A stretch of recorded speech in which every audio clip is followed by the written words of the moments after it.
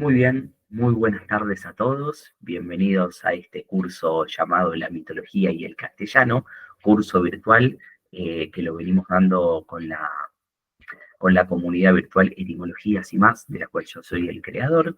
Mi nombre es Lucas Ezequiel Sarli, soy licenciado y profesor en letras, soy egresado de la Universidad de Buenos Aires.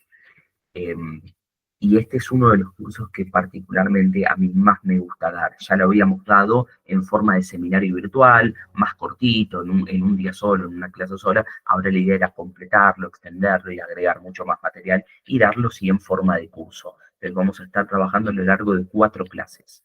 Y es uno de los cursos que particularmente a mí más me gusta porque tenemos esta cuestión que fusiona mis dos grandes pasiones.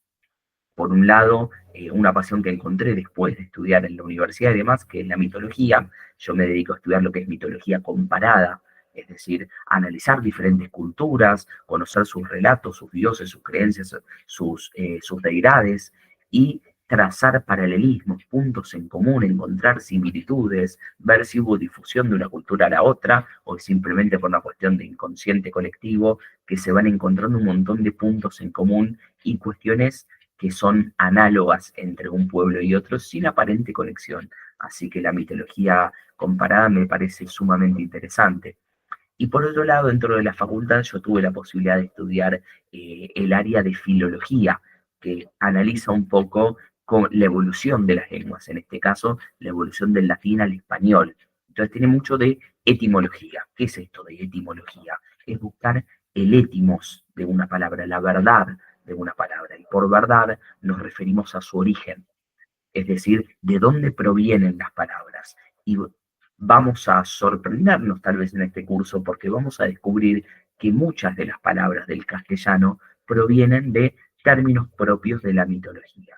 Así que vamos a hacer un recorrido bastante, si bien por supuesto para nada exhaustivo, sí bastante en profundidad en diferentes culturas.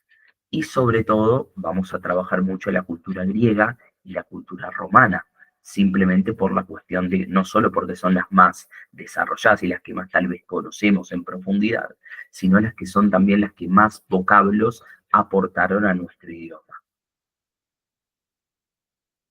Para dar algún dato más estadístico, se calcula que un 70% de las palabras que tenemos en castellano mm, provienen directamente del latín. Y tal vez no del latín clásico que uno estudia en la universidad, que uno estudia en una academia particular, sino el latín que hablaba el pueblo, que era el latín vulgar, el vulgo latín, que a veces se diferenciaba del latín clásico que se enseñaba. De hecho, había manuales que se decían, se dice de esta manera, no se dice de la otra, había grafitis, hubo diferentes testimonios que nos daban la pauta de cómo era ese latín vulgar. Y de ese latín vulgar es de donde provienen la mayor parte de las palabras en castellano. Obviamente, ¿dónde se hablaba latín? Bueno, en territorio, es la lengua oficial, fue la lengua oficial del Imperio Romano. Entonces, en toda la región del Imperio Romano se habló latín. Por lo tanto, las lenguas que derivan del latín en todas esas regiones del Imperio Romano se considera que son lenguas hermanas, porque provienen de una misma lengua madre, el latín, ¿no? Por eso es que si nosotros no supiéramos hablar nada de portugués, pero nos vamos al sur de Brasil y preguntamos despacito, por ahí no nos podemos poner a charlar, entablar una conversación, pero si pregunto cómo llego hasta tal calle, más o menos nos podemos entender. Aunque son dos lenguas diferentes, son muy parecidas. Entonces, esta cuestión de que las lenguas hermanas tienen algo en común es que provienen de una misma lengua. El 70% de las palabras provienen del latín. Entonces es lógico estudiar en este curso parte de lo que es la mitología romana. Pero recordemos, por otra parte, que los latinos, los romanos, adoraban a la cultura griega. A mí me ha tocado estudiar y leer varios textos que hablaban de cómo los romanos se consideraban una cultura epígono de la griega. Se consideraban que estaban a la sombra de los griegos, que los griegos eran superiores, que era una cultura secundaria con los latinos con respecto a los griegos. Entonces, tomaron mucho de la cultura y la adaptaron. Muchos de los mitos griegos fueron tomados por los romanos y adaptados a su propia cultura. Entonces, lo mismo pasó con las palabras. Muchas palabras de origen griego fueron tomadas e incorporadas al latín. Por eso es que en el español también vamos a tener muchas palabras que provienen del griego. Algunos creen que las palabras que provienen del griego, el griego sería la segunda lengua que más vocablos aporta al español. Algunos autores dicen que puede ser el griego y otros dicen que puede ser el árabe. Entonces el español proviene mayormente del latín y en segunda instancia podría provenir del griego. Entonces, en esta primera clase vamos a mezclar un poquito, si bien vamos a ver más que nada mitos griegos, vamos a establecer algunos equivalentes romanos. Toda la primera y la segunda clase del curso vamos a establecer paralelismos en cultura griega y cultura romana. Y las clases 3 y 4 ya nos vamos a ir derivando para otros lugares, para otros continentes, para otros territorios totalmente alejados, y vamos a ver mitos de culturas súper extrañas para nosotros, tal vez completamente desconocidas, que también aportan palabras a nuestro castellano. Así que bueno, vamos a eso. Mitología griega para comenzar. ¿Qué es un mito? Mito es una palabra que viene del griego. Ya la palabra mito proviene del griego muthos sería la pronunciación. Esa Y es la famosa Y, que se pronuncia entre una I y una U. Por eso a veces lo van a ver pronunciado como mitos o mutos. Es muthos, una mezcla entre la I y la U. Y la TH se pronuncia como Z. Este mitos, del cual viene nuestro término mito, significa palabra, narración, relato o discurso. Era una historia, era como ellos contaban la historia. El mitos eran los términos que utilizaban, el relato que utilizaban para contar lo que no conocían del mundo, para intentar explicar el mundo que los rodeaba. Y vale aclarar que en griego antiguo existían dos palabras para el término palabra. Una era mitos, palabra se podía decir mitos, o palabra se podía decir logos. Entonces, ¿cuál es la diferencia? ¿Por qué dos términos para lo mismo? Es dos términos para lo mismo pensados desde concepciones diferentes, distintas, antagónicas por momentos. El mitos era la palabra por la cual se llegaba a la verdad por medio de historias, la que utilizaban los artistas para llegar a la verdad, la que utilizaban los poetas, la que utilizaban aquellos que contaban una historia, bueno, lo hacían a través del mitos. Mientras que lo que buscaban convencer por medio de reglas lógicas, convencer por medio de argumentos lógicos, por medio de silogismos, inclusive, esos utilizaban el logos. Entonces, muchas veces tenemos esta cuestión de pensar actualmente el mito como algo falso. Vieron que hay programas que se llaman Cazadores de Mitos, el mito como, pero eso es un mito, como eso es una mentira, eso es un invento, eso es algo falso. Hoy en día los mitos, por ser relatos muy antiguos, es verdad, los leemos como algo de literatura, como algo simplemente de ficción, pero la realidad es que hay suficiente evidencia arqueológica, histórica, que nos permite aseverar con mucho grado de certeza de que estos pueblos antiguos realmente creían en esos mitos que estaban contando. Porque los mitos, no nos olvidemos que tienen, una de las características principales es que tienen carácter sagrado. ¿Qué significa carácter sagrado? Que hablan de las cosas que son sagradas, sacras para ellos, de la religión de ellos. Entonces, hay un montón de evidencia de templos, de libaciones, de sacrificios, inclusive animales, humanos también, que nos permiten confirmar que realmente estos pueblos creían en estos dioses, que los antiguos griegos creían en Zeus.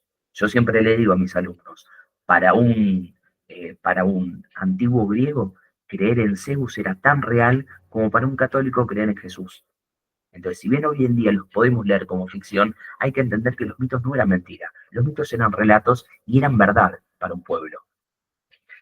Tenían varias funciones. La realidad es que había varias funciones. Piensen que muchos de estos mitos fueron a partir del siglo IV a.C.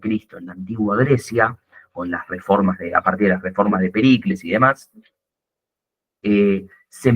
muchos de estos mitos se empiezan a pasar por escrito. Y se busca ver a quién podían atribuirse. Entonces aparecen versiones de la Ilíada que se le atribuyen a un tal Homero, pero Homero era del siglo VIII a.C. Aparece una versión de un mito que se llama la Teogonía y se le atribuyen a un tal Hesíodo, pero Hesíodo era del siglo VII, 3 o 4 siglos antes. Entonces tampoco se sabe con certeza si Hesíodo fue el autor de la Teogonía, o si Homero fue el autor de la Ilíada o el autor de la Odisea. Eran mitos que formaban parte del Vox Populi oral y que muchos después se pasaron por escrito. Y eran utilizados estos mitos también como forma para educar a los jóvenes aristocráticos. Los aristoi, que eran los mejores hombres de la sociedad, se consideraban, no porque fueran realmente mejores, porque fueran mejores personas, sino porque eran los que tenían mayor poder adquisitivo, ¿no? En la sociedad de la antigua Grecia. Entonces, los jóvenes de la aristocracia que gozaban de mayor poder social tenían un derecho a cierto tipo de educación que el resto de los jóvenes no tenía, porque obviamente no había escuelas, ¿no? Entonces, lo que podían hacer los padres para educar a un joven aristocrático era contratar una haya es una especie de niñera, las hayas griegas, iban a la casa de forma particular y lo cuidaban al niño y entre otras cosas le contaban historias, le contaban estos mitos. Y eran mitos que trataban de enseñarle valores. Por Lucas, ejemplo, cuando... Carlos, decime. perdóname, ¿dónde escribían? Sobre, digamos, en papiros, ¿dónde? No, en papiros utilizaban los egipcios. El papiro no Sí, se expandió mucho de esa región, pero sí se utilizaban en pergaminos. O se podían tallar directamente también. o en cueros. Claro. Está bien, está Eh, bien. pero los papiros que se hacía con una planta, esos eran de Egipto. Listo. Seguramente se expandió en otras regiones, pero no fue tan común el papiro en Grecia. Entonces, Gracias. muchos se pasaron por escrito para, no para que los tenga la gente, porque la gente no sabía leer o escribir, para que se guarden en lugares como bibliotecas, cortes oficiales y demás, donde había escribas encargados de redactarlos.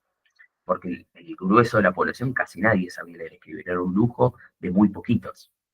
Entonces, Claro. estos mitos inclusive estaban mal vistos que sean escritos en la antigüedad. Hoy en día nosotros pensamos al revés, pensamos que la escritura es mejor que la palabra oral, como que a las palabras se las lleva en viento, si no hay un contrato, si el contrato es de palabra no sirve, hay que escribirlo y que firmarlo para que tenga validez legal. Solemos relegar a la oralidad a un segundo nivel de importancia, le damos más importancia a lo escrito. Antiguamente era al revés. Según el crítico Walter Ong, dice que las antiguas sociedades, los griegos sobre todo, consideraban que la escritura no era buena, porque era destructora de la memoria. Vos cuando Ah, sí. tenías oralidad tenías que memorizarlo. Con la escritura no hace falta, lo lees y listo. Entonces era para vagos desde ese punto pensada la escritura. O sea que la Vos sabés forma que, de interpretarla era totalmente diferente a como lo pensamos nosotros. vos sabés que yo vivo en el campo y ya no quedan paisanos casi, ¿no? Pero cuando yo era chico y conocí paisanos muy viejos, todos analfabetos, pero de una memoria bestial. Y vos decías, ¿cómo puede ser? Porque su recurso, en muchos aspectos, era la memoria. Exactamente. Bueno, ni Bueno, hablar de lo que gracias, ¿eh? pasaba en la Edad Media con los juglares, que se memorizaban las épicas medievales, que eran a veces 2000, 3000 versos de memoria. Así Claro. que tenían un desarrollo providencial de lo mnemotécnico. Bueno, Bueno, acá pasaba perdón. algo parecido. Las sayas griegas les contaban estos mitos a los jóvenes aristocráticos y muchas veces estos mitos les enseñaban valores. Por ejemplo, la historia de Odiseo. Odiseo sería Ulises. Ulises es el nombre romano. Odiseo, este héroe, que no era héroe en el sentido de 11 medidos, pero sí héroe en el sentido de protagonista, que se caracterizaba por una astucia sobrenatural, aquel al cual Atenea le sopló al oído la idea de crear el caballo de Troya, aquel que trae la idea que permite terminar y ganar una guerra que llevaba después de 10 años, parecía que no había un claro vencedor. Cuando vuelve a su casa, todo ese periplo que tiene que hacer, de ahí viene la palabra Odisea, cuando tuve que pasar una Odisea para llegar hasta el trabajo, ¿no? Bueno, hace referencia a todo el viaje que vive Odiseo. Odiseo cuando llega a cada una de las islas, que son todas islas ficticias, siempre se presenta él como capitán de su barco, como rey de su pueblo, que era Ítaca, con sus soldados, va él primero, se anuncia, le lleva regalos al rey local de cada isla. Bueno, eso tiene que ver con valores diplomáticos, valores propios de la aristocracia que se trataban de enseñar. O sea que los mitos también tenían una función didáctica. Los mitos buscaban que muchas veces que los hombres y mujeres del pueblo trataran de tender a ser como los héroes. Nunca tenían que tratar de ser como los dioses. Tratar de ser como un dios era un acto de soberbia, era considerado la ibris. La ibris era el mayor de los pecados para los griegos. Ibris significa desmesura. Era creerte estar a la altura de un dios, creerte ser superior a lo que no sos. Hay muchos mitos donde los seres humanos se creían que estaban a la altura de un dios, los desafiaban, se creían que eran mejores a los dioses, y todos esos mitos siempre terminan mal, terminan muriendo o castigados de forma muy violenta. Siempre para los griegos, los dioses no había que tratar de imitarlos, los dioses no eran buenos, había dioses buenos y dioses malos, no había que tender a ser como un dios, a los dioses se les temía, y porque se les temía se les respetaba y se les adoraba. Los que trataban de ser buenos, el hombre tenía que tratar de ser no como los dioses, sino como los semidioses, que son los hijos de los dioses, pero que tienen una naturaleza híbrida, un papa dios y una mamá mortal, o al revés, una mamá diosa y un papa mortal. Entonces el semidios, como tiene una naturaleza semi-humana, está más cerca de los hombres y sí se erige como un modelo de comportamiento. El hombre tiene que tratar de ser como el héroe, como el semidios y nunca como Dios. Entonces, vamos a ver muchas historias de héroes donde los héroes eran buenos, hacían cosas por su pueblo, o si empezaban siendo medios soberbios, medios creídos, como Odiseo, que desafía, cancherea y desafía a Poseidón, bueno, tiene su castigo y todo ese viaje que experimenta también implica un viaje interior, psicológico, porque cuando vuelve a Ítaca, vuelve disfrazado de mendigo, vuelve en un lugar mucho más humilde. Entonces, la idea es, si vos también sos soberbio, bueno, como Odiseo pudo cambiar, vos también podés hacerlo. Los mitos, inclusive, tenían una función didáctica, de enseñarnos, de transmitirnos valores, dejarnos alguna lección moralizante.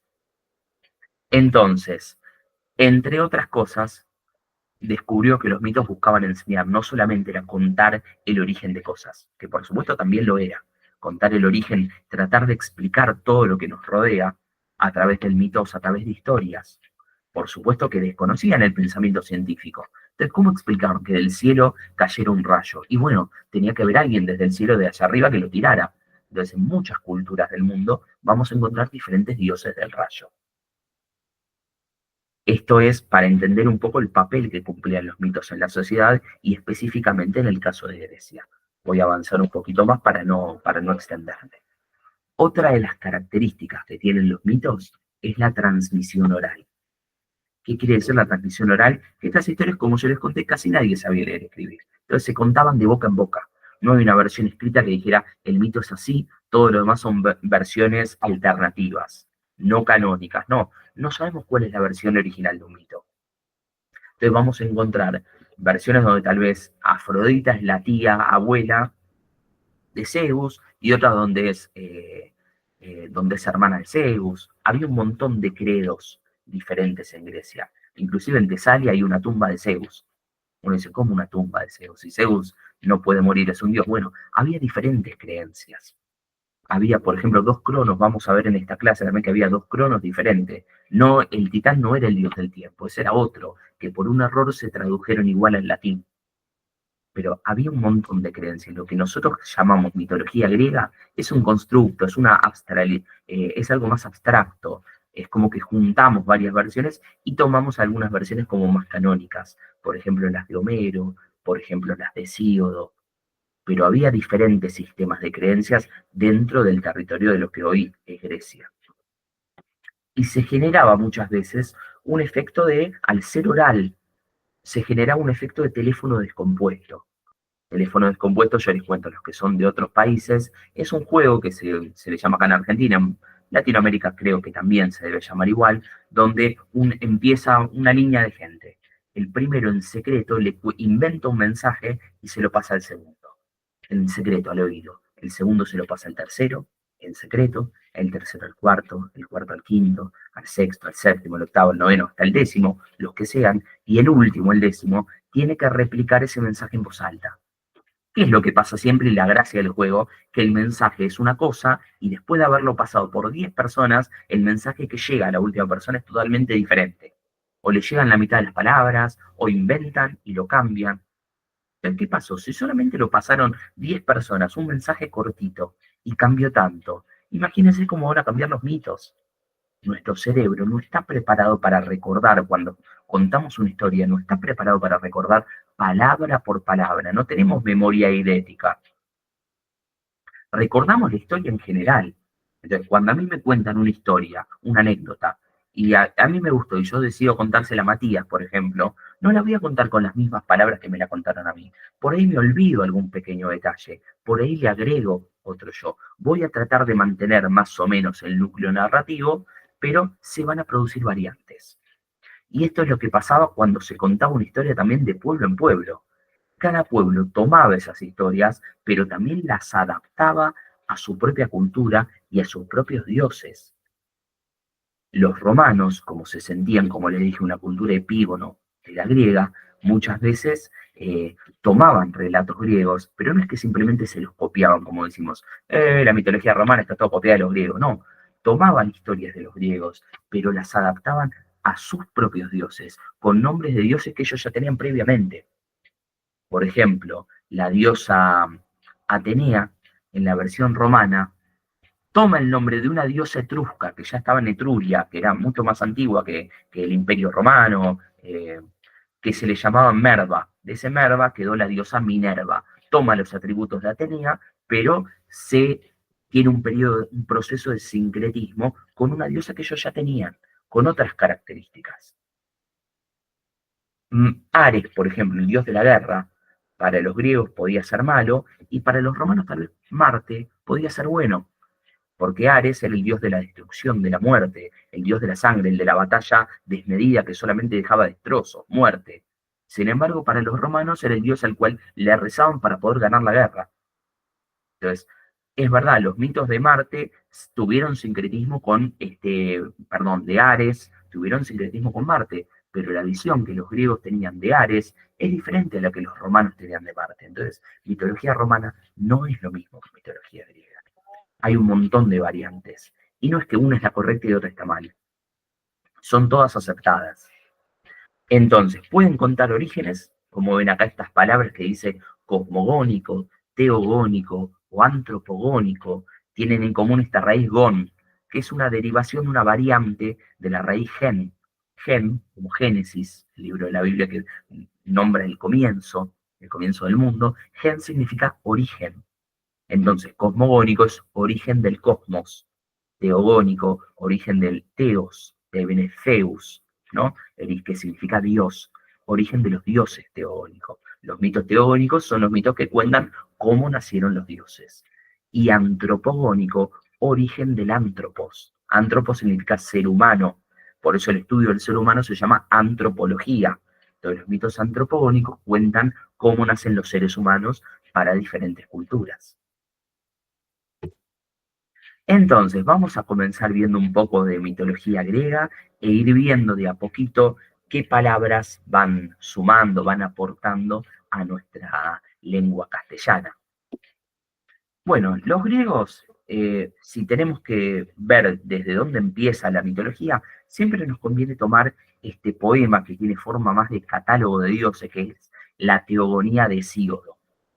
Hesíodo cuenta como un gran raconto y cuenta cómo surge todo, cómo surge el mundo, cómo surgen los hombres, cómo surgen los primeros dioses, hasta cómo obviamente Zeus ocupa su lugar de poder y qué otras batallas tiene. Hace un gran raconto de forma muy resumida de lo más sustancioso de la mitología griega. Y cuenta que todo surge del caos. Caos, fíjense que es una palabra que nosotros manejamos. ¿Qué entendemos por caos? Bueno, lo que entendían los griegos. Caos es lo contrario a cosmos. Cosmos significa orden en griego.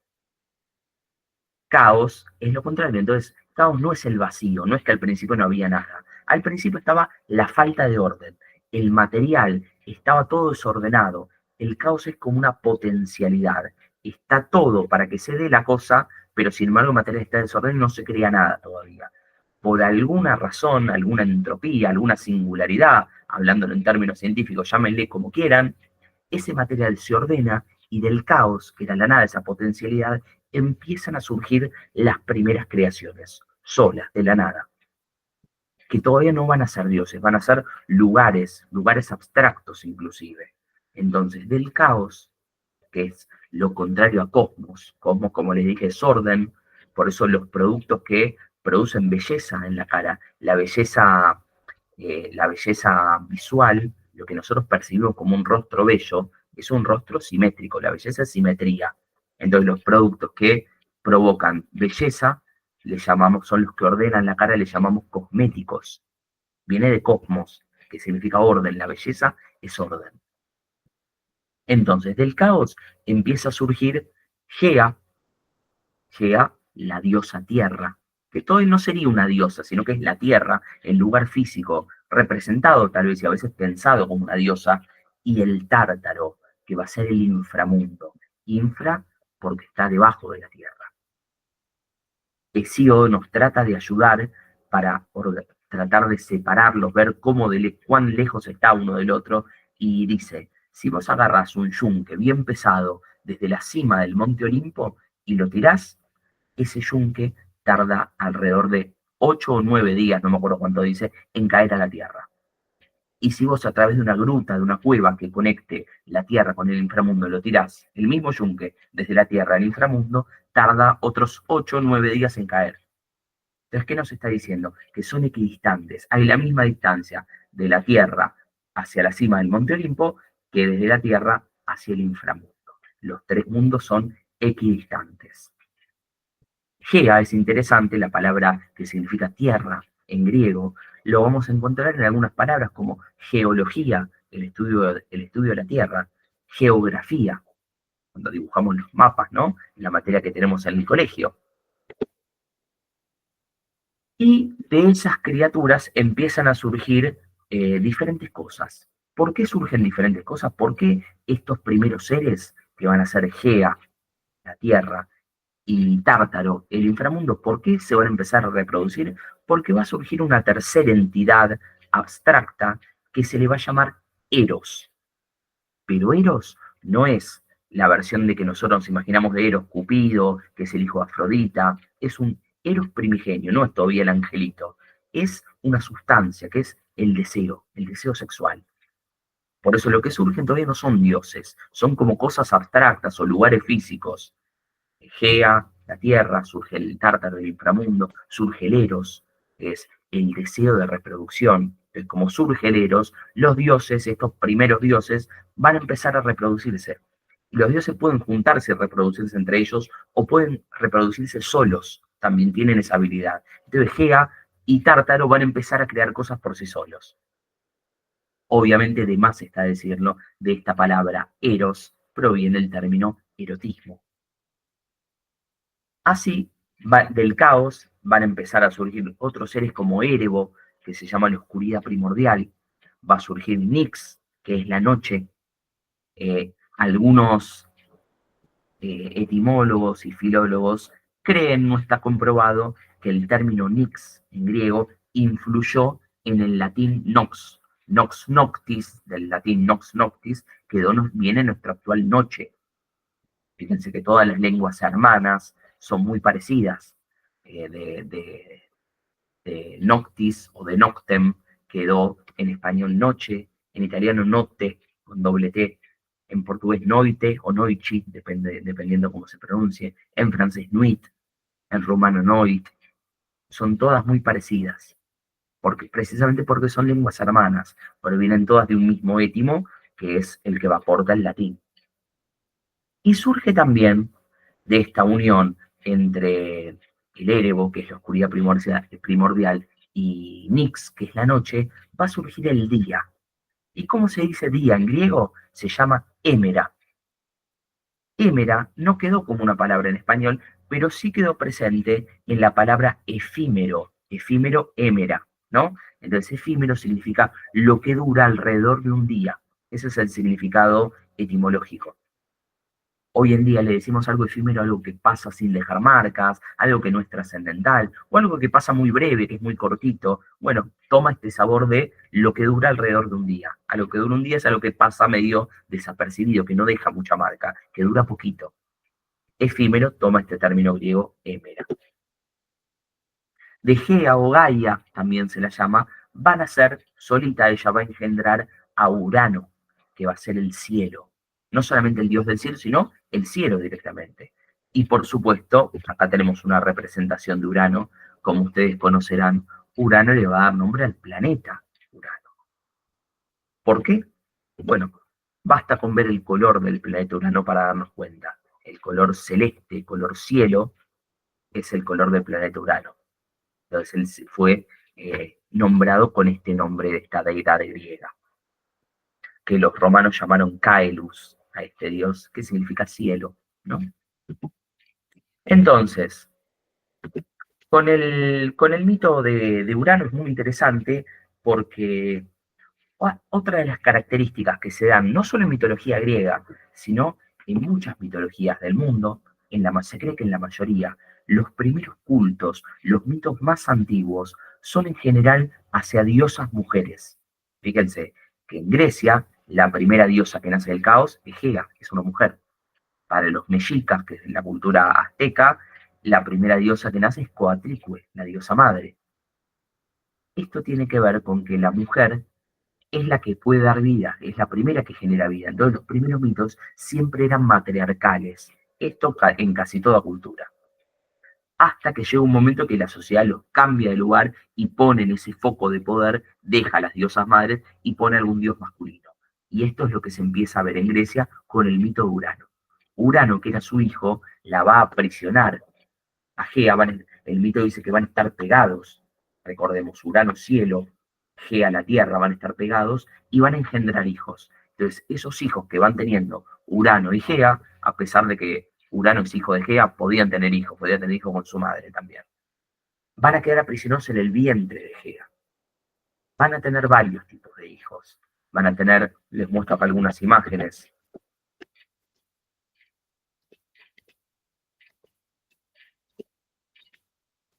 Miren un poquito a ver si aparecen. Acá.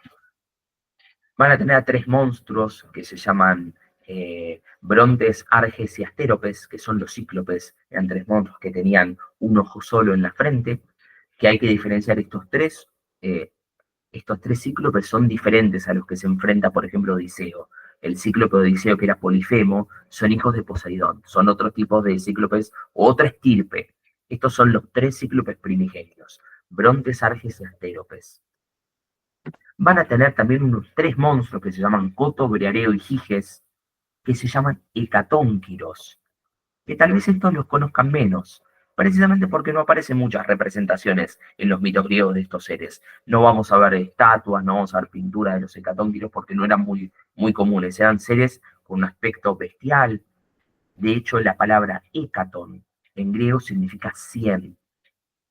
Y keiros, que viene kiros, ¿sí? Viene del griego keiros, significa mano.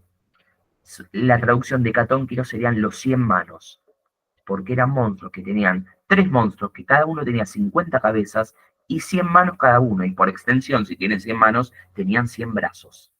Se lo suele traducir como los 100 manos o los 100 brazos. El significado hecatónquiros, quiros lo vemos en quiromancia, la lectura de la mano. Keiros significa mano en griego, y hecatón significa 100. Perdón, Lucas. Sí. Había 3 cíclopes y 3 hecatónquiros. Y 3 hecatónquiros. Cada uno más feo que el otro. Sí. Eran tan feos que después los van a meter presos, pobres. Por eso ahora les voy a contar qué va a pasar con ellos, pero por eso no eran representados en la mitología griega. No vamos a ver estatuas de los hecatónquiros como si vemos estatuas de Afrodita o estatuas de Zeus. Eran monstruos bestiales, pero que van a cumplir un papel muy importante también. Por eso es importante conocerlos.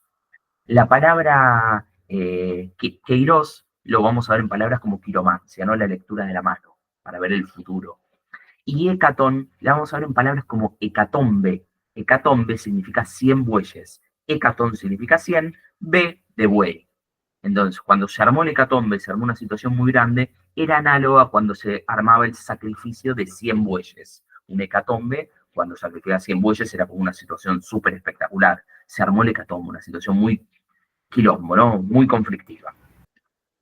Entonces, estos tres monstruos también eran hijos de Gea y de Urano, del cielo y de la tierra. Madeline, decime.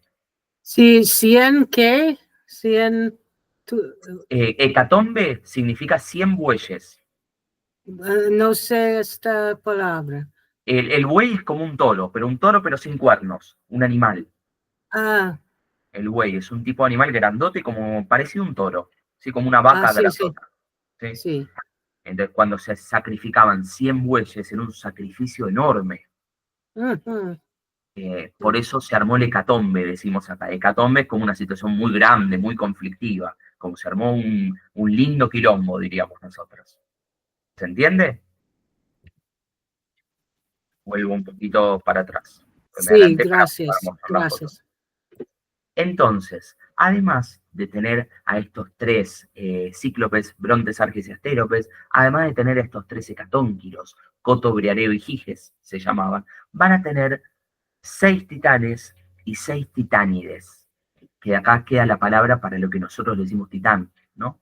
El elemento titanio proviene del titán, que eran seres gigantes. Los verdaderos gigantes no eran los que nosotros llamamos gigantes, sino los titanes, que todavía no son dioses, son otra categoría. Pero ¿qué pasa? Todos van naciendo, estos titanes, estos cíclopes, estos hecatónquiros, pero quedan aprisionados en el vientre de Gea, porque Urano, el cielo, le estaba presionando, no le daba lugar. Gea, cansada de esta situación, decide complotarse con uno de sus hijos. Pide ayuda y el más chico de los hijos, que era un titán, que se llama Crono o Cronos, lo podemos ver traducido también, se va a ofrecer a ayudarla. Entonces, cuando Gea va a llamar a Urano para tener sexo, Crono va a estar escondido atrás con una especie de hoz. La hoz, un elemento cortante que se utiliza para cortar el pasto, ¿no? Y cuando se acerca Urano, le va a amputar el miembro a su padre. Le va a amputar el pene. Y ese pene lo va a tirar hacia el mar. Este Cronos, de acá viene la palabra cronómetro, crónica. Cronos en griego significa tiempo. Por eso cronómetro, el aparato del cielo para medir el tiempo. Pero en realidad hay un error acá, que está bueno recalcarlo esto. Cuando yo dije que mitología griega no era una, sino que había muchas, hace referencia a esto también. La realidad es que había dos Cronos diferentes. Teníamos a Crono, este titán, que es el hijo de Gea, aquel que le va a amputar el miembro al padre y se va a transformar él en el nuevo rey de la tierra. Y en otra religión de Grecia había otro Cronos, que era un dios primigenio, que estaba desde el origen de todo, que es el que separa la tierra, el mar y el cielo, rompe un huevo primigenio y crea la tierra, el mar y el cielo, que se llamaba Crono o Crono primigenio, y ese era el dios del tiempo. Eran dos Cronos distintos. Este titán que yo les estoy contando no es el dios del tiempo, no tiene nada que ver con el tiempo. Pero ¿qué pasó?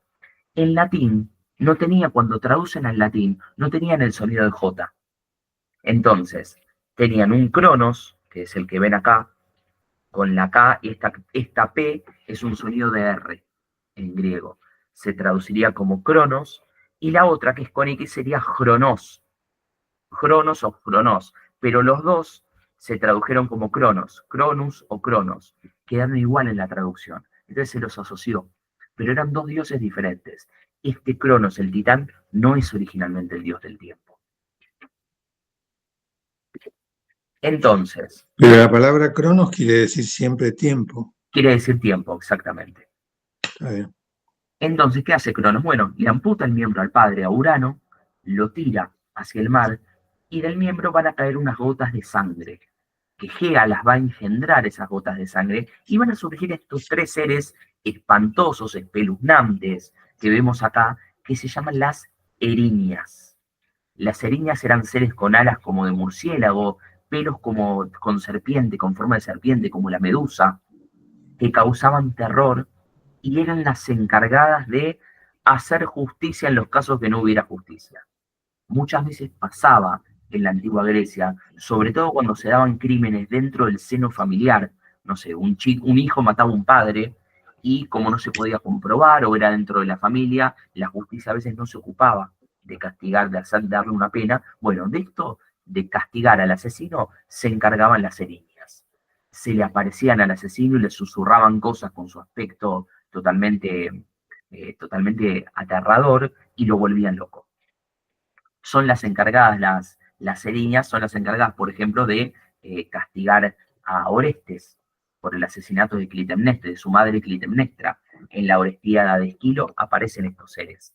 Los griegos le tenían terror a estas erinias, creían que vivían en el Erebo, en la oscuridad primordial, y le tenían tanto miedo a las erinias que las llamaban por otro nombre. Les decían las Euménides. Euménides significa las favorables. Eu, en griego, el prefijo eu, en griego significa bueno. Por ejemplo, un eufemismo es una forma buena de decir algo. Eugenia. Eugenia es la de buen genio, la de buen carácter. Exactamente. Eu, Está en griego, linda. significa bueno. Entonces, las Euménides decían las favorables. Era un nombre obviamente irónico porque les daba miedo pronunciar el verdadero nombre de ellas. Pero eran 3 seres que se encargaban de aterrar y de torturar a aquellas personas que habían cometido crímenes y no habían sido castigados, o sobre todo a las que habían cometido crímenes dentro del seno familiar.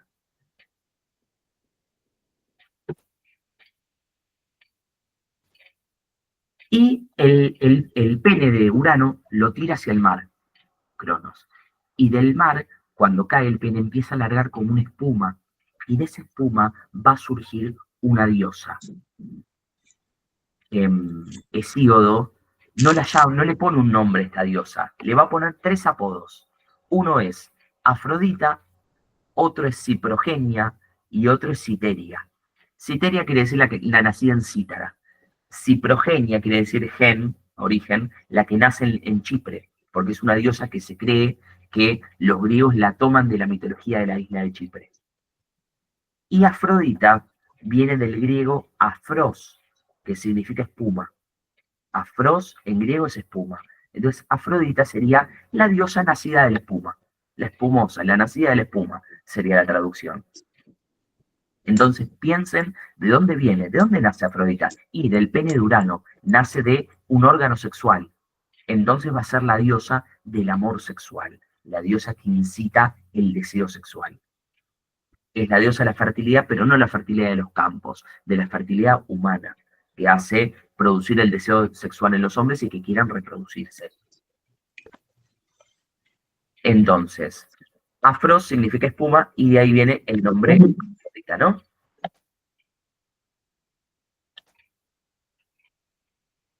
Vale aclarar que del nombre de esta diosa Afrodita nos van a venir palabras como las comidas que incitan al deseo sexual, que provocan deseo sexual, le llamamos comidas afrodisíacas.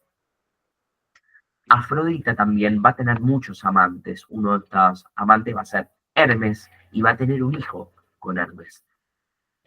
El hijo de Hermes y Afrodita va a ser hermafrodita. La palabra hermafrodita es un término que proviene de la mitología también. La clase que viene vamos a ver, cuando veamos a Hermes, vamos a ver el mito de Hermafrodito. Pero sepan que viene de estos dos. Afrodita Hermes, Hermafrodito, ¿no? Y su equivalente romana sería la diosa Venus.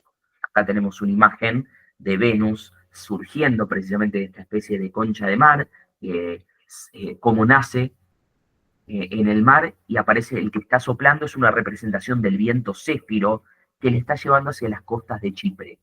Entonces llega a la isla de Chipre. ¿Por qué? Porque se cree que es una diosa nacida en Chipre. Se cree que los griegos la tomaron de la mitología de Chipre y la incluyeron en su cultura. Lo que estamos viendo es una obra de arte que se llama La Nascita di Venere, el nacimiento de Venus, significa que está en la Galería de Uffizi, fue pintada entre 1485 y 1486, y el autor es Sandro Botticelli. De la palabra Venus, las enfermedades, además del planeta Venus, por supuesto, las enfermedades que se contagian por el acto sexual, las enfermedades del amor, digamos, se les llaman enfermedades venéreas.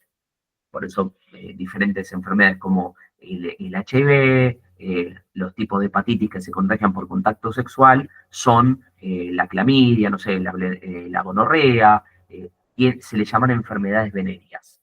Viene de Venus, las enfermedades que se contagian producto del contacto sexual.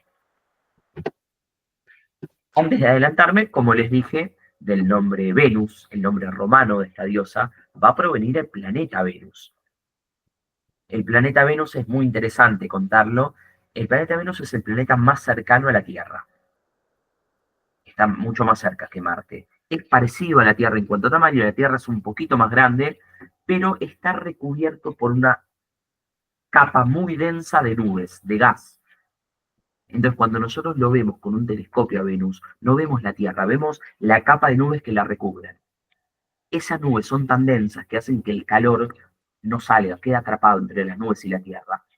Hubo una sonda, los primeros que llegaron a Venus fueron los rusos, mandaron una sonda que se llamó Venera 7, creo que esto fue en 1970, que es la primera nave que aterriza en Venus y mandó señales durante los primeros 23 minutos.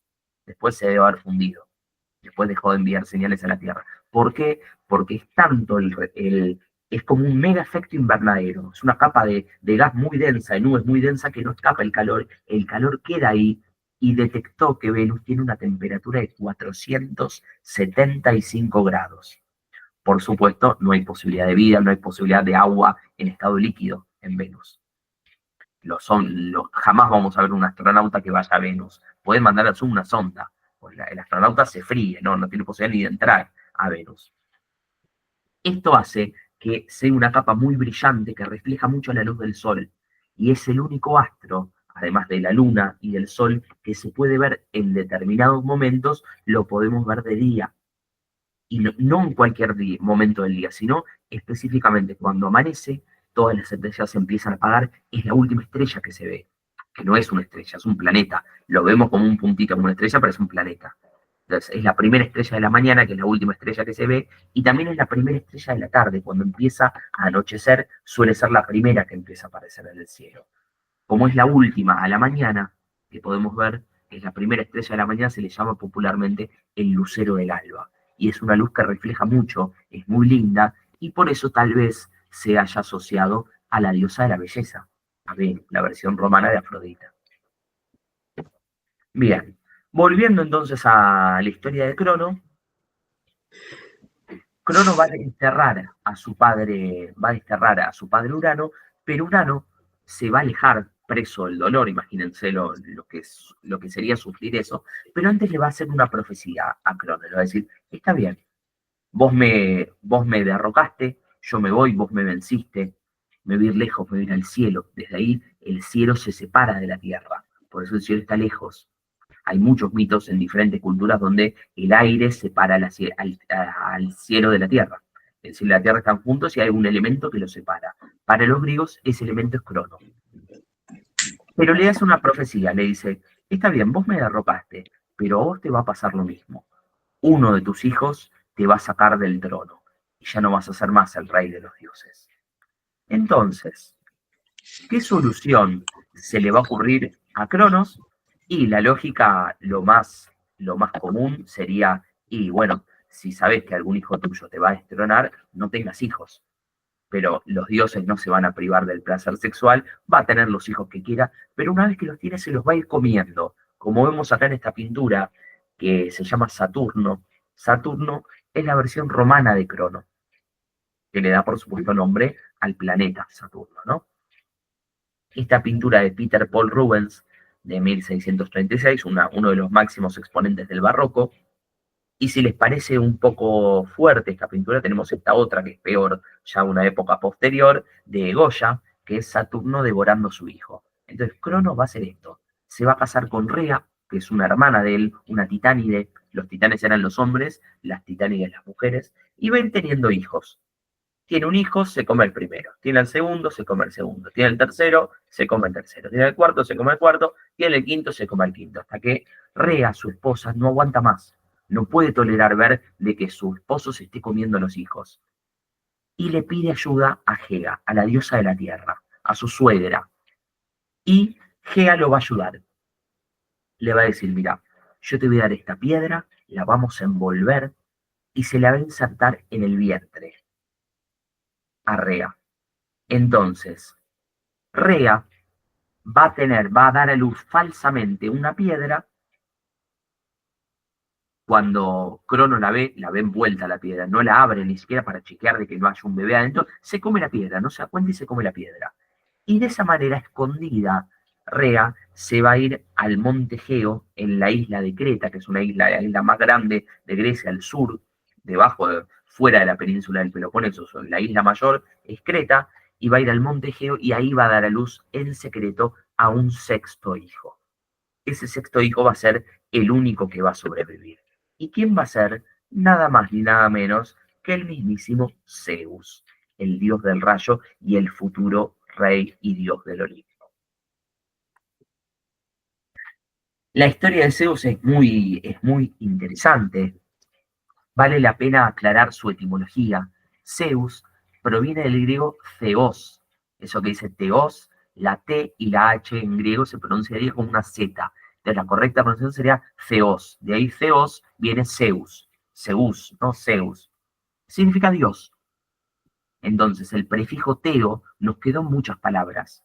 A alguien que no cree en Dios le decimos ateo. El estudio de Dios le llamamos teología. Entonces, teo significa Dios. Viene de este theos. Theos es Zeus. Zeus. Zeus significa Dios.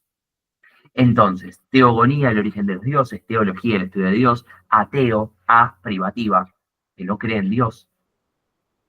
Y los romanos, en cambio, le llamaban Júpiter a Zeus, que en realidad es también una derivación de este mismo Zeus, porque ellos le llamaban Zeus Pater. Tal vez por influjo del sánscrito, no se sabe que padre en vez de pater se decía pitar, ¿sí? Zeus pitar, Zeus padre quedó suspitar, Júpiter terminó quedando. De Zeus pater terminó deformándose en Júpiter. Júpiter también significa Zeus. Es el nombre del mismo dios que se adaptó a la cultura y al nombre de los romanos. Que por supuesto le va a dar nombre no a cualquier planeta, sino al planeta más grande del sistema solar. Es un planeta gaseoso, no tiene tierra, es todo gas, y para darnos una idea de las dimensiones, en esta gran mancha roja que vemos acá en el centro, que no es nada menos que una gran tormenta de gas, entran más de 2 planetas Tierra. O sea, nuestro planeta Tierra es menos de la mitad de esta mancha, para que tengamos dimensión de lo grande que es Júpiter. Como era el planeta más grande del sistema solar, se le puso como el dios más importante, tal vez, de los romanos, que era Júpiter. La versión romana de Zeus, el dios griego. Entonces, Zeus va a crecer acá, es el niño que vemos representado como un humano en miniatura, tomando la leche en algunas versiones de una ninfa que se llama Amaltea, y en otras versiones la que lo amamanta es una cabra que se llama Amaltea. Amaltea sería una cabra. Y su llanto va a ser tapado por estas deidades menores que vemos acá, que se llaman los curetes. Son como dioses menores que lo que hacían era bailaban, cantaban, chocaban fuerte los escudos, causando mucho ruido para tapar el llanto del bebé Zeus. Y de esa manera Cronos no se enteré de que su hijo había sobrevivido. Entonces de esa manera lo fueron manteniendo escondido, amamantado por esta cabra, así hasta que fue creciendo y se fue haciendo adolescente. Cuando esta cabrita Amaltea muere, bueno, Zeus va a sacarle la piel y la va a vestir esa piel y la va a transformar en la égida, en ese escudo que lo protege, que lo vuelve invulnerable. Uno de esos cuernos de la cabrita lo va a romper y va a transformarlo en la cornucopia, que es ese cuerno que siempre está lleno de comida y donde dejas la comida se reproduce y genera más. El cuerno de la abundancia es la cornucopia. Lo habremos visto seguramente en películas como Los Juegos del Hambre, donde dejan en las arenas de batalla, donde se enfrentan todos, dejan todos en un lugar todas las armas y ese lugar le llaman la cornucopia, ¿no? Bueno, proviene de acá, de la mitología griega. Y en honor a esta cabrita que lo amamantó y le dio la posibilidad de sobrevivir a Zeus, cuando la cabrita muere, la va a subir al cielo y la va a transformar en una estrella. Nosotros en nuestro firmamento tenemos una estrella que en honor a los griegos le llamamos Amaltea. Sería esta ninfa o esta cabra, dependiendo de las versiones. Entonces, Zeus, cuando sea lo suficientemente mayor de edad, se va a enfrentar a Cronos, va a llegar disfrazado. Cronos, por supuesto, no sabe que existe un hijo que sobrevivió. Ve que llega y le dice, bueno, yo soy un viajero, le dice Zeus, te traje este regalo. Este regalo eran unas hierbas que cuando Cronos las come, lo hace vomitar. Y cuando Cronos vomita, vomita a sus hijos, vomita a los hermanos de Zeus. Y como los dioses son inmortales, los vomita vivos. Entonces Zeus se vuelve a reencontrar con sus hermanos y ahí se enlistan los dos grandes ejércitos para una batalla que se va a llamar Titanomaquias. ¿Qué significa Titanomaquias? Maquias en griego significa lucha. Titano de los titanes, la lucha contra los titanes, es la titanomaquia. Maquia lo encontramos en muchas palabras. Este deporte que, bueno, para muchos está mal visto, para otros tal vez esté bien, que le llaman la tauromaquia, que es la lucha del torero contra el toro, se le llama tauromaquia. Las batallas navales que hacían los romanos y los griegos le llamaban naumaquias. Naumaquias es lucha de naus. Las naus serían las naves. Lucha de barcos, batalla naval. Maquia significa eso precisamente, luchas. Entonces, titanomaquia es lucha de titanes. Van a ser los dioses hermanos de Zeus, se van a ubicar para pelear estratégicamente en la cima del monte más alto, que es un monte real de Grecia, que es el monte Olimpo, que es un monte que, el monte real tiene 3.000 metros, pero para los griegos llegaba hasta el cielo. Para la cosmogonía griega, el monte Olimpo llegaba hasta el cielo. Pero está bueno contar eso.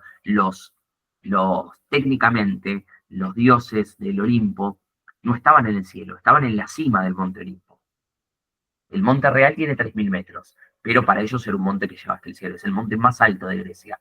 Entonces a estos dioses, que son Zeus y sus hermanos, se les va a llamar dioses olímpicos. Y se van a enfrentar a los titanes.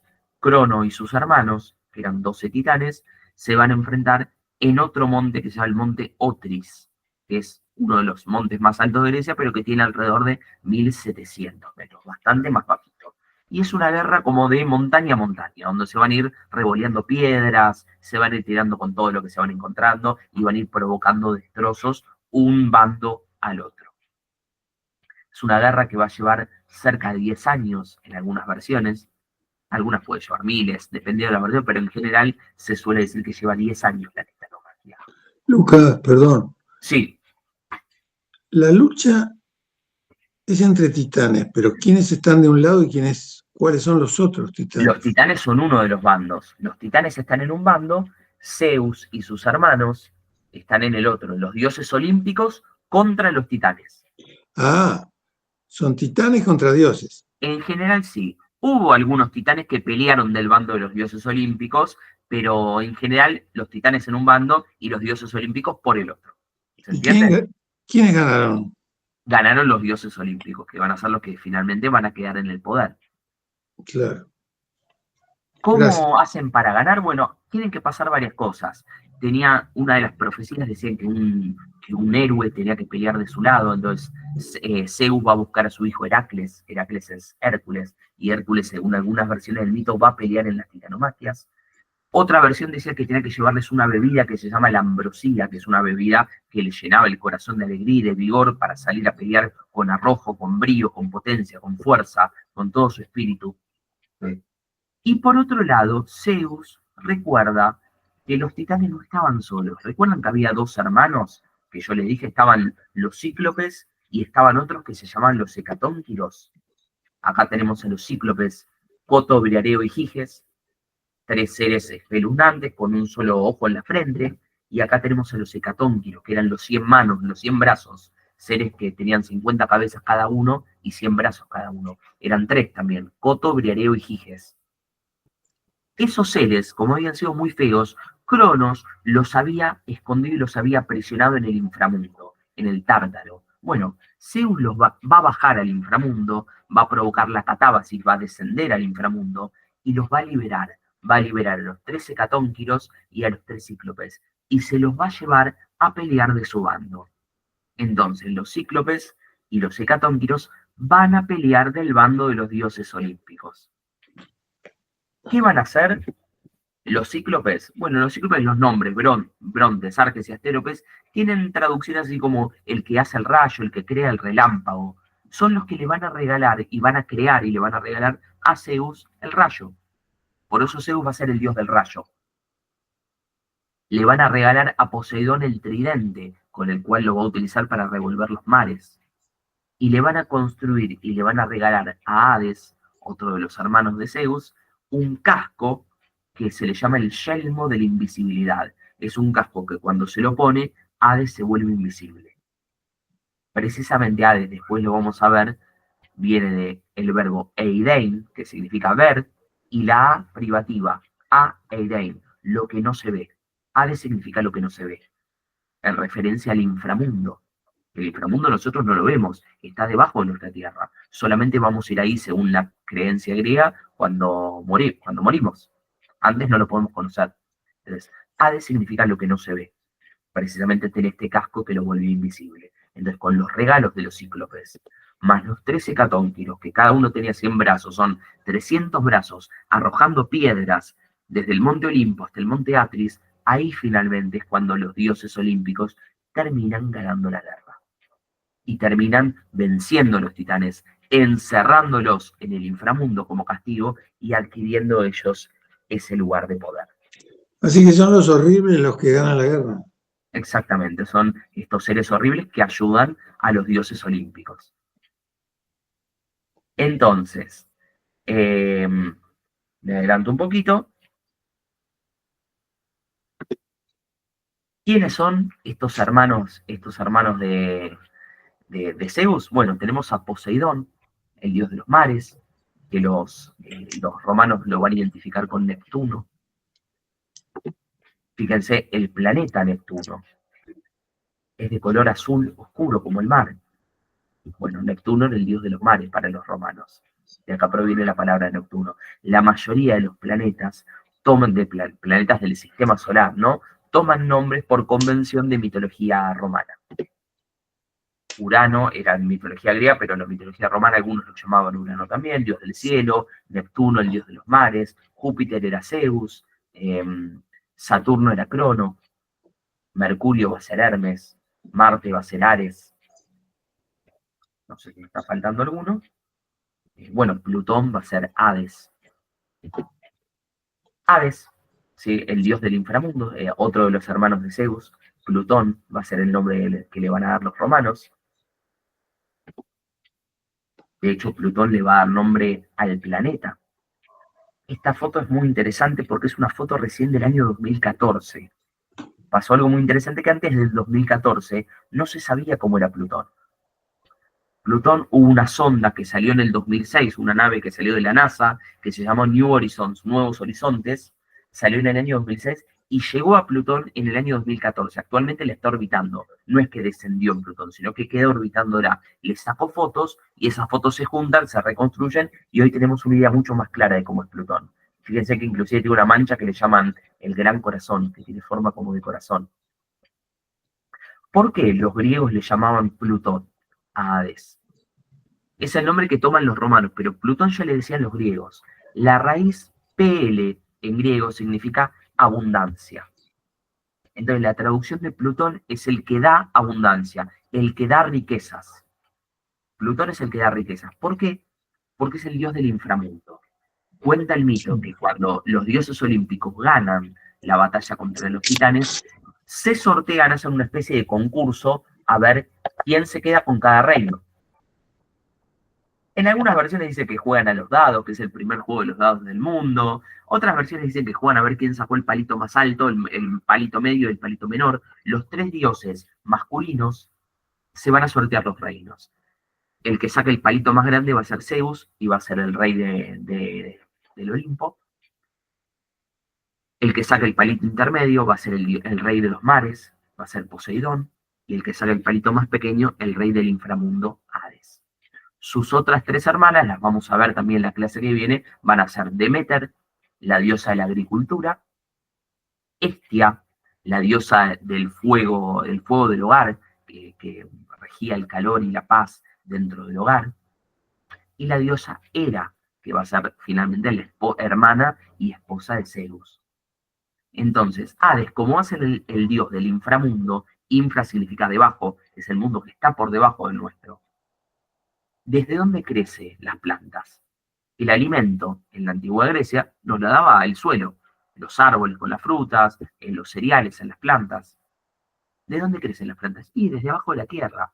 Las raíces están abajo de la tierra. Entonces, siempre, históricamente, en muchas mitologías, no solo en la griega, los dioses tónicos, los dioses del inframundo, estaban relacionados precisamente con dioses de la agricultura. Osiris, en la mitología egipcia, antes de ser el dios de los muertos, fue el dios de la agricultura. Hades, además de ser el dios de los muertos, estaba casado con Perséfone, que es una diosa de la agricultura, hija de Deméter, la diosa de la agricultura. Entonces, siempre los dioses del inframundo siempre fueron de alguna manera relacionados con la agricultura. Por eso le decían Plutón, el que da riquezas, porque es el que te da desde abajo del suelo, hace que crezcan las plantas y que te da el alimento. PL significa abundancia, como pluvia, que la lluvia cuando cae mucho agua, ¿no? Plutón es el que da riquezas. Y, por supuesto, le da nombre no solo al planeta Plutón, seguramente también al perro de Mickey Mouse, Pluto, pero también al elemento de la tabla periódica, el plutonio, también viene de Plutón, de este dios de la antigua Grecia, que es el nombre que lo van a conocer los romanos también. Además de los griegos llamarlo Plutón, los romanos lo van a llamar Plutón también. Es muy interesante este dios, el mito de cómo conoce a su esposa. No la va a enamorar de alguna forma, sino que la va a secuestrar. Cuenta el mito de que en algunas versiones dicen que Poseidón, seguramente en la Grecia micénica, Poseidón no era tanto tomado como el dios del agua, de los mares, sino más de la tierra. Lo van a emparentar con la madre tierra, que es Deméter, la diosa de la agricultura. En las nuevas versiones dicen que el que se casa o el que tiene hijos con Deméter, en realidad no es Poseidón, sino Zeus. Pero la cuestión es que o Zeus con Deméter o Poseidón con Deméter tienen una hija que se llama Perséfone. Deméter, recordemos, la diosa de la agricultura. Deméter es Ceres. Claro, es Ceres. Para los romanos la van a llamar Ceres. La diosa de la agricultura, la que hace que florezcan las cosas del suelo, que crezca el alimento. La palabra, vos dijiste Ceres, bueno, de ahí viene cereal. Cereal es lo que provoca la diosa Ceres. Entonces, tienen a esta diosa que también es una diosa de la agricultura, que se va a llamar Perséfone. Hades la ve a Perséfone y queda enamorado de ella. Entonces, manda a que del suelo crezcan unas flores, Perséfone las ve y empieza a perseguirlas, empieza a recorrer el campo y ver que cada vez que va avanzando aparecían más flores, hasta que Perséfone se aleja de los otros dioses y va a un lugar donde está lleno de flores. Y en ese lugar, que es un campo lleno de flores, se abre un agujero en la tierra y aparece Hades y la rapta y se la lleva a Perséfone al inframundo y lo obliga a ser su esposa. Deméter, la madre de Perséfone, empieza a buscarla por todos lados. Perséfone, ¿dónde estás? Perséfone, ¿dónde estás? Pasan los meses, no la puede encontrar, hasta que se pone tan triste sin saber qué le pasó a su hija, que empieza a congelar el suelo, hace que en el suelo no crezca nada. ¿Qué pasa? Si no crece nada en el suelo, no crece el alimento. Los seres humanos empiezan a morir de hambre. Los seres humanos le hacen plegarias a los dioses y Zeus decide intervenir. Zeus va a mandar a su hijo Hermes, que es un emisario, un heraldo, un mensajero, un encargado de conectar los tres mundos, para que baje al inframundo a negociar con Hades y que devuelva a Perséfone. Hermes baja y Hades le dice: de ninguna manera. Perséfone es mi esposa, yo no la puedo devolver. Por favor, le dice a Hermes, si no vuelves, la gente se va a morir de hambre. Y lo que terminan negociando es un miti-miti. 6 meses, mitad del año. Perséfone se va a quedar con Hades, cumpliendo su rol de diosa del inframundo, y la otra mitad del año va a volver a la tierra y va a quedarse con su madre Deméter. Entonces, ¿qué va a pasar? Mitad del año Deméter va a estar contenta y va a permitir que el alimento crezca del suelo y que broten las plantas y brote la comida, brote el cereal, broten los frutos, broten los árboles. Y la otra mitad del año, cuando Perséfone está con su esposo, va a estar triste y el suelo se va a congelar, va a ser estéril, no va a crecer nada, no va a haber posibilidad de regenerar el alimento. Estos ciclos de muerte y resurrección del suelo es lo que nosotros conocemos como las estaciones. Este es un mito que intenta explicar cómo los griegos entendían las estaciones. Es poesía pura. Claro, exactamente. Nosotros hoy en día sabemos que las estaciones se provocan porque la Tierra está torcida. La Tierra, fíjense, si agarramos un mapa, un globo terráqueo, el eje no está arriba, está así, está a 23 grados corrido. Eso es porque cuando la Tierra se estaba formando en algún momento, ¡pum!, le pegó un asteroide y la torció. Entonces eso hace que durante mitad de la traslación, este es el Sol, acá está la Tierra, durante mitad del recorrido, la traslación girando alrededor del Sol, el Sol le pega más a la parte de arriba de la Tierra. En estos 6 meses, en el hemisferio norte, va a ser verano o primavera. Los otros 6 meses, cuando gira así, lo que le va a dar más cerca el Sol a la Tierra va a ser a la parte de abajo, al hemisferio sur. Ahí tendremos, en el hemisferio sur tendremos verano y en el hemisferio norte tendremos invierno u otoño. Entonces nosotros tenemos ese conocimiento. Ellos no lo tenían. Entonces, ¿cómo explicaban que hay épocas donde vos sabés que plantás y el suelo se te congela, no te crece nada? ¿Y cómo sabés que hay épocas donde el suelo, el alimento brota? Yo lo comparo en casa. En mi casa, cuando es verano ahora, tengo que cortar el pasto todas las semanas. Si no, lo tengo por la rodilla prácticamente. Y en invierno lo puedo dejar un mes sin cortar y no pasa nada. Se nota la diferencia. Bueno, esto por supuesto los griegos lo notaban, tenían que contar el tiempo, saber cuándo plantar, cuándo cosechar, plantar con un excedente, porque no siempre vas a poder plantar. Va a haber épocas donde del suelo no te crece nada. Entonces, de esa manera, con este tipo de mitos, explicaban qué era lo que estaba pasando. La explicación de ellos es que, bueno, Perséfone 6 meses está en el inframundo y otros 6 meses está en la tierra. Entonces, eso hace que la diosa Deméter, la diosa de la agricultura, 6 meses permite que el alimento crezca y otros 6 meses no.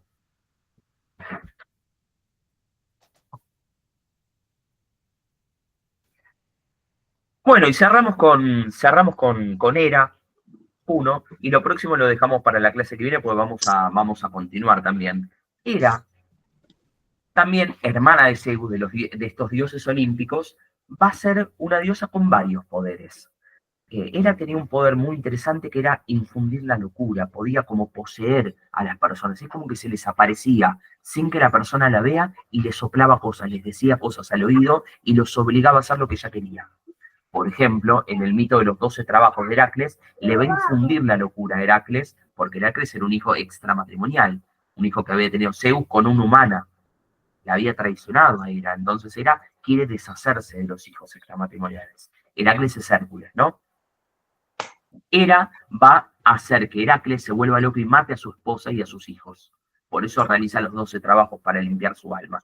Tenía ese poder de incitar a las personas a hacer cosas que ella quisiera. Incitar a la locura, provocar la locura. Lo utiliza también en Heracles, lo utiliza en Dioniso, en varios mitos utiliza este poder.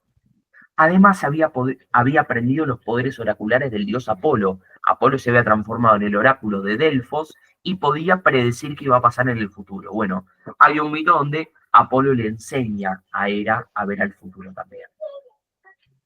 Además va a ser la madre de Ilitia. Con Zeus va a tener a la diosa Ilitia, que es la diosa de los partos. Por eso los romanos, que la llamaban Juno, le decían Juno Lucina, la que ayuda a dar a luz. Lucina es la que da a luz. Juno, que era probablemente de una diosa etrusca que se llamaba Unus o Junus, de ahí quedó Juno, toma los atributos de la diosa Hera, pero toma el nombre de una diosa que había en la antigua Etruria, cerca de Roma, en la península itálica, ¿no? Entonces, esta diosa va a ser la esposa fiel de Zeus. Esposa fiel porque Zeus, a pesar de que constantemente va a tener infidelidades, ella va a ser siempre fiel. De hecho, es una diosa virgen.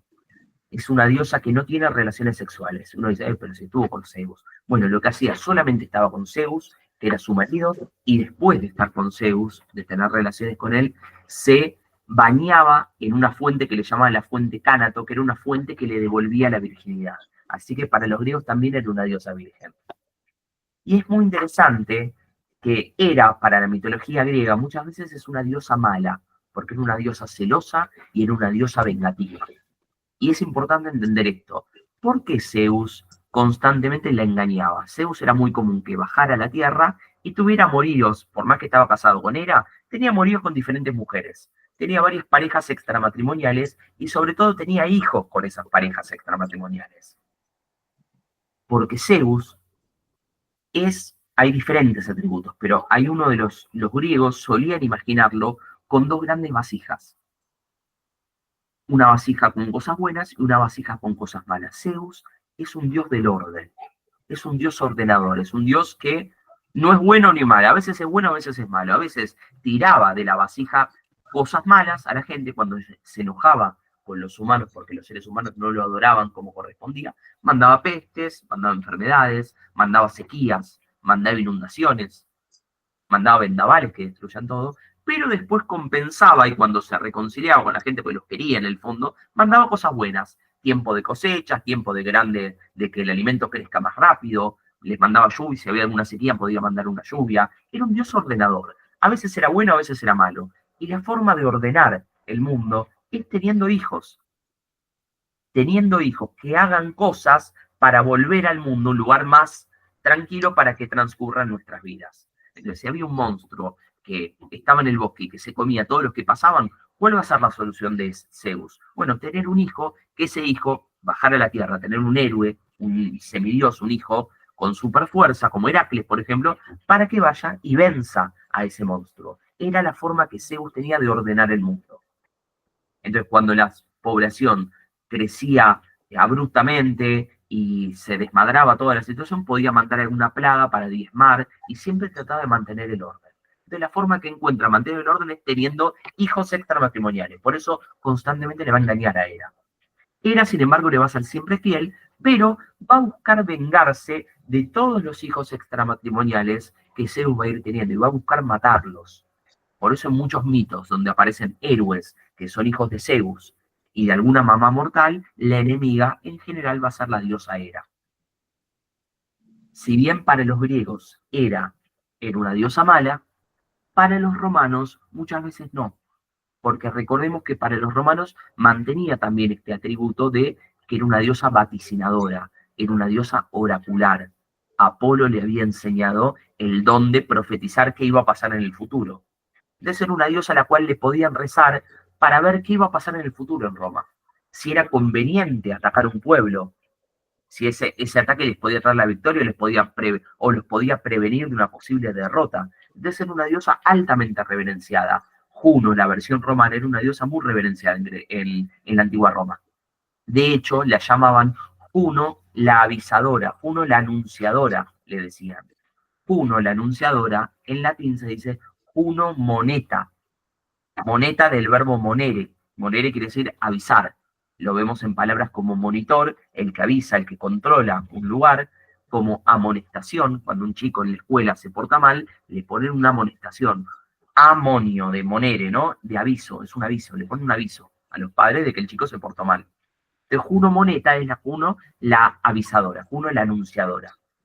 Al lado del templo de Juno moneta, que hoy en día quedó en ruinas en el foro romano, quedaron algunas columnas del templo de Juno, al lado estaba el lugar donde se acuñaban las piezas de dinero. Como las piezas de dinero que se acuñaban quedaban al lado del templo de Juno moneta, a esas piezas de dinero se les empezó a decir moneta, del cual viene nuestro español moneda. Así que cuando tenemos alguna moneda de 1 peso, de 2 pesos, de 50 centavos, de 25 centavos, ahora hay monedas de 10 pesos también, estamos recordando de alguna manera el nombre de esta diosa. Así que, bueno, con esta pequeña anécdota finalizamos la clase de hoy. La clase vamos a estar charlando sobre todos estos dioses que nos quedaron, nos quedó todo, la verdad es que nos quedó bastante, porque nos extendimos, la verdad es que tenemos mucho material. Ahí voy, Carlos, ya te digo. Nos quedó mucho material, porque queríamos trabajar en profundidad, la noción de mito y la cosmogonía es bastante compleja. Entonces, la segunda clase vamos a seguir dedicándola a esto. Nos quedan por ver algunos de los hermanos de Zeus y Zeus y sus hermanos van teniendo hijos y generan una segunda generación de dioses olímpicos. Así que van a aparecer los dioses como Apolo, como Artemisa, como Dioniso, va a aparecer otro dios como Hermes, que tienen un desarrollo muy importante y aportaron también muchas palabras al castellano.